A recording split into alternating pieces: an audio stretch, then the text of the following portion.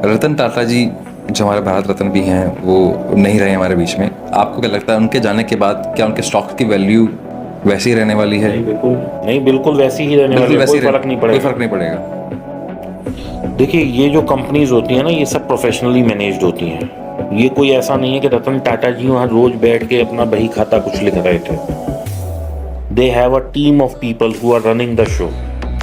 हर किसी कंपनी का एक सीईओ होता है, एक एमडी होता है, एक ऑपरेशन हेड होता है, एक अकाउंट्स हेड होता है, सब पूरी टीम होती है।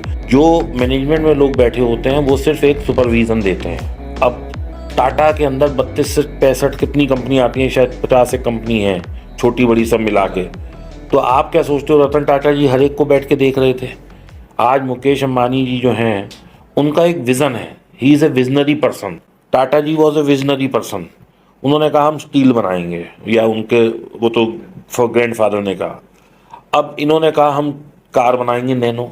वो चली नहीं चली वो एक अलग था, लेकिन he was visionary. Tata Motors में ऑटोमोटिव, अब तक ट्रक और बसें चलती थी, इन्होंने कहा नहीं जी हम तो कारें भी बनाएंगे। तो इन्होंने एक विजन लेके आए, लेकिन कोई कार खुद थोड़ी बना रहे थे। He has a team of people who are running it. आज मुकेश अंबानी जो हैं, वो बिल्कुल टॉप लेवल पे बैठ के ये सोचते हैं कि भाई मेरे को 4G मतलब 5G में इंडिया में लेके आया। अब 5G के लिए उन्होंने एक टीम डिप्यूट कर दी, एक फंड डिप्यूट कर दिया, एक ये कर दिया। अब उनका काम खत्म। Now he is only taking the reports कि भाई क्या हुआ और कब ये चालू होगा और मैं कब जाके बोर्ड में अनाउंस करूंगा। He is not involve on day to day basis, क्योंकि उनके लिए ये काम करने के लिए आदमी हैं। उनका क्या काम है? अब वो किसी और नए प्रोजेक्ट पे सोच रहे हैं कि अब हम एंटरटेनमेंट इंडस्ट्री में घुस जाएं, एजुकेशन में घुस जाएं, रिटेल में घुस जाएं। अब वो रिटेल के लिए उनका दिमाग प्रोसेस हो रहा है। तो ये इतनी छोटी चीज़ों में डायरेक्टर लेवल या इस लेवल के लोग जो होते हैं, ये लोग नहीं घुसा करते। तो इसलिए कभी भी ऐसा नहीं होता। क्योंकि आपको मैं बताऊं, जैसे रतन टाटा जी हैं, ये काफ़ी टाइम से रिटायर थे।